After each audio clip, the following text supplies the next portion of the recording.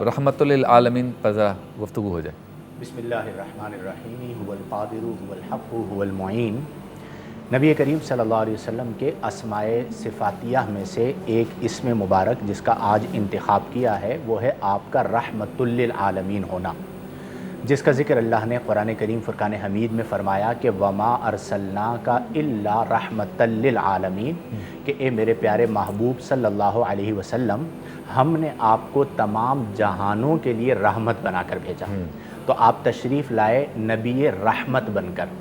جیسا کہ قرآن میں اللہ نے فرمایا کہ الحمدللہ رب العالمین، کہ تمام تعریفیں اللہ کے لیے ہیں جو تمام جہانوں کا رب ہے۔ تو اب جہاں جہاں رب کی ربوبیت ہے وہاں وہاں پر نبی کریم صلی اللہ علیہ وسلم کی رحمت ہے، کیونکہ یہاں پر رب العالمین ہے اور وہاں پر رحمت للعالمین ہے۔ نبی کریم صلی اللہ علیہ وسلم سراپا رحمت بن کر تشریف لائے۔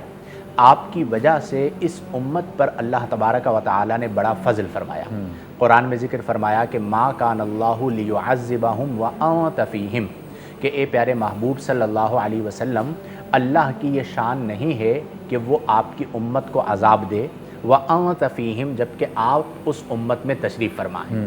آج بھی امت پر عمومی عذاب نہیں آتا، جزوی طور پر عذاب، کسی ایک علاقے کے اندر کسی ایک ملک میں زلزلہ آ گیا، سونامی آ گیا، لیکن جس طرح پچھلی امتوں میں پوری امت پر عذاب آتا تھا، اس امت پر وہ عمومی عذاب نہیں ہے۔ یہ بھی نبی کریم صلی اللہ علیہ وسلم کی صفت رحمت کا صدقہ ہے۔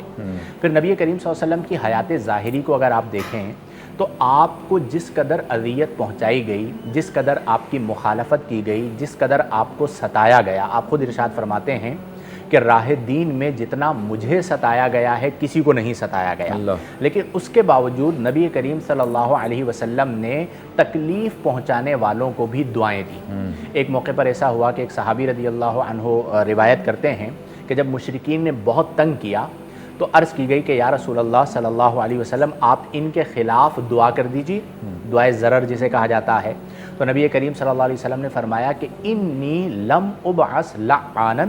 وانما بعثت رحمتا، آپ نے فرمایا کہ میں لعنت کرنے والا بنا کر نہیں بھیجا گیا، وانما بعثت رحمتا، میں تو رحمت بنا کر بھیجا گیا۔ یعنی سامنے والے پتھر برسا رہے ہیں، کانٹے بچھا رہے ہیں،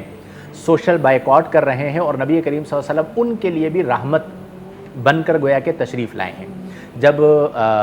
طائف میں نبی کریم صلی اللہ علیہ وآلہ وسلم پر بہت ظلم کیے گئے اور سنگ باری کی گئی، آپ کے نالین مبارکین خون سے بھر گئے، اور پھر اس کے بعد حضرت جبریل امین علیہ السلام ملک الجبال کو لے کر حاضر ہوئے کہ اگر آپ حکم دیں تو یہ طائف کی جو وادی ہے یہ پہاڑوں کے بیچ میں ہے، تو ان پہاڑوں کو ملا دیا جائے اور یہ جو ظلم کر رہے ہیں انہیں نیست و نابود کر دیا جائے۔ تو نبی کریم صلی اللہ علیہ وسلم نے فرمایا کہ نہیں، یہ میری قوم ہے۔ حدیث کے الفاظ بڑے خوبصورت ہیں، فرمایا کہ آپ نے فرمایا کہ یہ ناسمجھ ہیں، جو یہ کر رہے ہیں اس معاملے میں یہ ناسمجھ ہیں، مجھے امید ہے یہ نہیں تو ان کی آنے والی نسلیں میری بات کو ضرور سمجھیں گی۔